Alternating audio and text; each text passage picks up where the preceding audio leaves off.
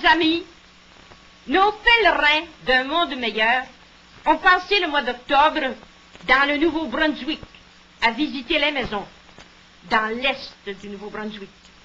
Ils en ont rencontré des pauvres, des pauvres, des pauvres, des centaines de familles, des milliers de familles.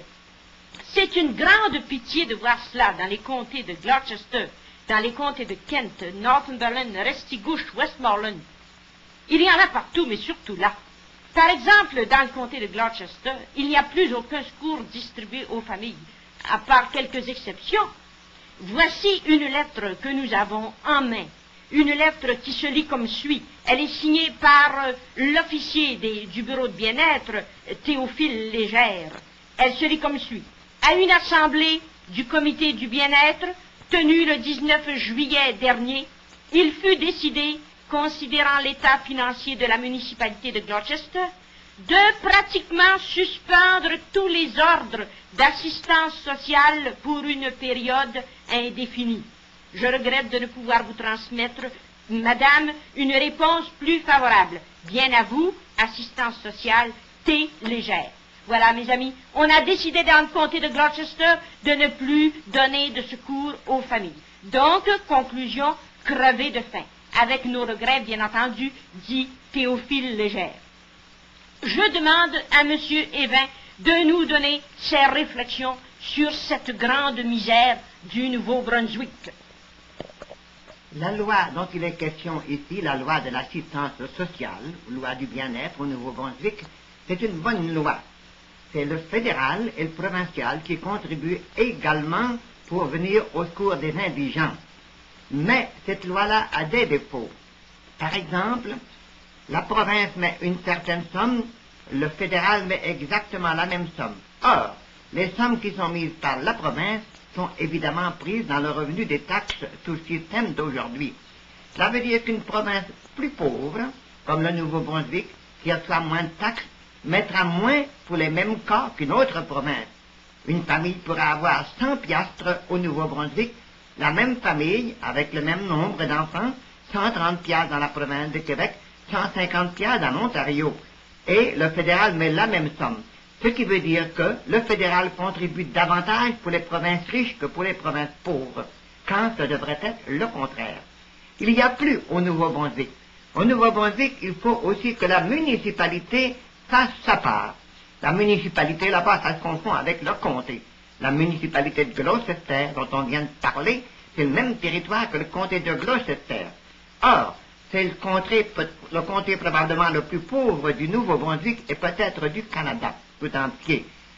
Le trésor de la municipalité est à sec, il n'y a plus rien dedans, parce qu'il n'y a plus rien, ils suspendent la part de contribution à la caisse d'assurance pour les pauvres, comme on vient de le lire dans la lettre de Théophile Légère. Quand la municipalité ne met rien, la province ne met rien, et alors le fédéral ne met rien. C'est ça qui sont absolument dépourvus. Ce qui veut dire, dans les places les plus pauvres, on ne donne plus rien, et dans les places moins pauvres, comme le comté de King, le comté de Queen, et d'autres au Nouveau-Brunswick, eh bien, la municipalité étant un peu moins pauvre, elle continuera son pourcentage, la province continuera le sien, et le fédéral aussi. Il y a quelque chose qui est contraire à l'humain dans cette loi-là qui devrait être rectifiée. Mais à part de cela, il y a aussi l'application de la loi. Et dans l'application de la loi, on constate qu'au Nouveau-Brunswick, comme dans certains comtés de la province de Québec que nos pèlerins ont vus, les gens de l'assistance sociale se considèrent comme des ennemis des pauvres.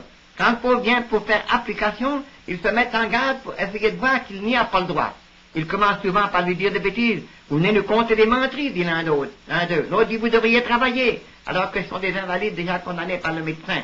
Et un tas de choses de même. On désespère les pauvres, ils se font rebuter, ils se font opprimer. Et dans le Nouveau-Brunswick, on remarque que les comtés les plus pauvres, ce sont ceux qui sont habités par les Acadiens. Et ça se comprend quand on connaît un petit peu l'histoire des Acadiens. Ces gens-là ont été chassés, ils sont revenus, ils ont été rechassés, ils sont revenus, ils ont été refoulés vers les comtés les plus pauvres du Nouveau-Brunswick. Alors ils sont toujours dans les places les plus pauvres, sans compter qu'ils ont des familles plus nombreuses que leurs concitoyens de langue anglaise. Alors, cela veut dire que c'est surtout les Acadiens qui sont les plus malmenés au Nouveau-Brunswick, alors que présentement, au Nouveau-Brunswick, On a un Premier ministre de nationalité acadienne, l'honorable Louis Robichaud. Il me semble que l'honorable Louis Robichaud devrait être moins impassible devant le sort de ce qui est fait aux Acadiens du Nouveau-Brunswick.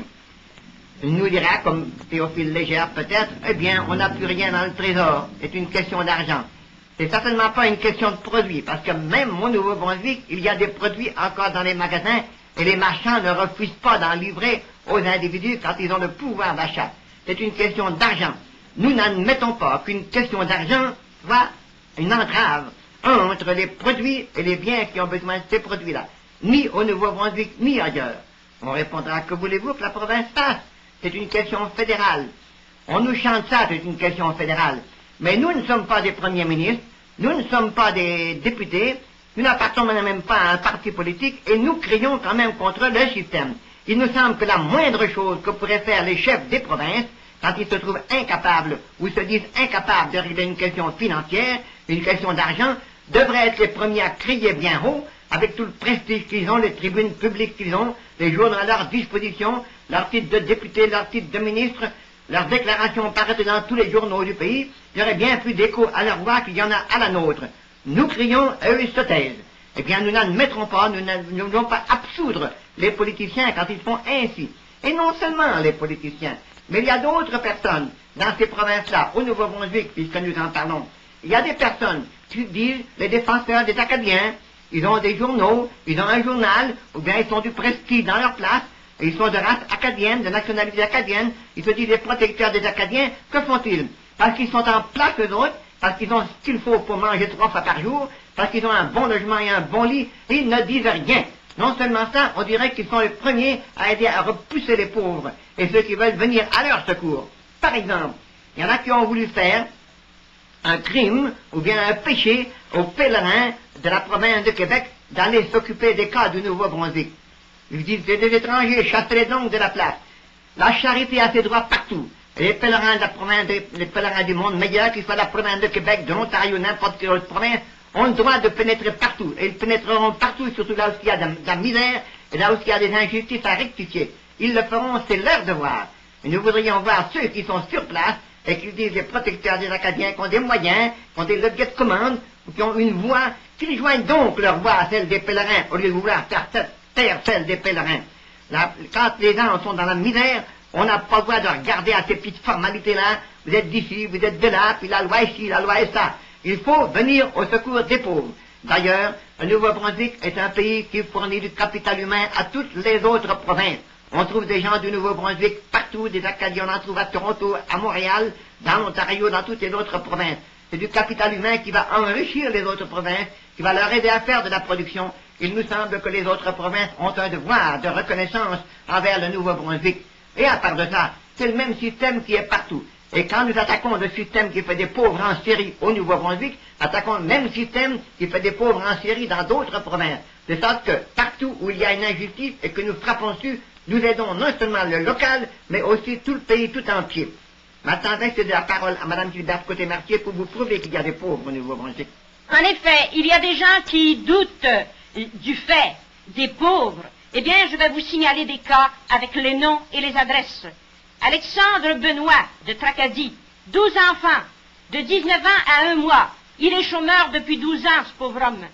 Les allocations familiales qui rentrent dans cette maison ne sont que de 56 piastres par mois. Aucun autre secours pour 15 personnes. Le père a été aveugle pendant 9 ans. Il fut opéré en 1958. Il avait reçu une pension d'aveugle durant 4 mois seulement, les mois qu'il fut à l'hôpital. La maison, c'est un vrai taudis, où vivent 11 personnes. Un autre cas, Antoine Savoie, à Pauquemouche. Père, mère, 3 enfants. Allocation par mois, 24 piastres, allocation familiale. Le père est malade, il a des clous dessous les bras, il a mal au rein. Le 6 octobre, dans la maison, on était au pain sec depuis 1 mois, plus quelques patates. Ils ne reçoivent pas de bien-être depuis l'hiver dernier. Théophile Légère, l'officier du bien-être de Bathurst, est allé les voir au printemps et il a dit au père, travaille. Mais on ne trouve pas d'ouvrage par là. Un autre cas, Joseph Haché de Allarville, père, mère, 6 enfants à la maison. Le père souffre de rhumatisme sciatique et d'une maladie de nerfs. Ça se comprend, n'est-ce pas? La municipalité les a saisis 3 fois pour les taxes. Ils doivent un compte de 350 piastres à la municipalité, taxes et coûts de perception. La mère est malade, sans remède, elle vient d'être opérée. Elle doit marcher 2000 à pied pour aller chercher des produits pour vivre chaque jour. Le grand garçon travaillait au camp Robichaud. Il a été congédié parce qu'il n'avait pas de scie mécanique. Il est revenu à la maison découragé, puis il est allé s'enrôler dans l'armée en pleurant, et sa mère pleurait aussi. Il a 17 ans. Et des cas, nous en avons, mes amis. Je n'ai pas le temps de tout vous dire, mais je vais vous dire qu'un homme s'est suicidé. Je ne vous donnerai pas son nom, c'est dans le comté de Gloucester. La mère est morte il y a 4 ans. Le père restait avec 7 enfants. La fille aînée a 13 ans. L'homme travaille, mais son revenu est insuffisant pour subvenir aux besoins de sa famille. Il se décide à aller demander de l'assistance sociale. On lui inflige un refus catégorique. À la suite du refus d'assistance sociale, en recevant sa lettre de refus vers le mois de mai dernier, le pauvre père, un bon matin, se lève à 5 heures comme d'habitude pour aller à son ouvrage, mais au lieu de partir, il décroche un fusil et se tire une balle dans la tête.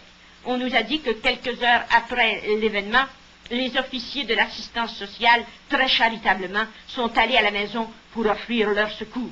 Aujourd'hui, c'est la grand-mère maternelle âgée de 64 ans qui demeure avec les 7 enfants. La grande fille n'a pas voulu que les enfants soient séparés. Elle a 17 ans aujourd'hui. Elle a dit, je vais rester avec mes petits frères et mes petites sœurs. Et la grand-mère n'a pas de pension. Les 8 personnes doivent vivre avec une 30aine de piastres d'allocation familiale. Ah, mes amis, si vous voyez cela, il n'y a pas de parole pour dire cette misère-là. Le journal Vers demain se fait la voix des pauvres. Il va dire à tout le pays et à tout l'univers la misère qu'il y a là dans le Nouveau-Brunswick. Et nous demandons à chacun de ceux qui ont une voix, si petite soit-elle, de la faire entendre autour d'eux, de répandre Vers demain. Ce n'est pas le parti du Crédit social qui est la voix des pauvres. Nous ne sommes pas avec le parti, car les partis ne valent rien pour défendre les pauvres. Mais c'est le journal, c'est la vérité qu'il faut dire, c'est le journal qu'il faut répandre. Vers demain, mes amis, il est l'ami des pauvres, et il est l'ami de tous, parce que tous ont une responsabilité envers les pauvres.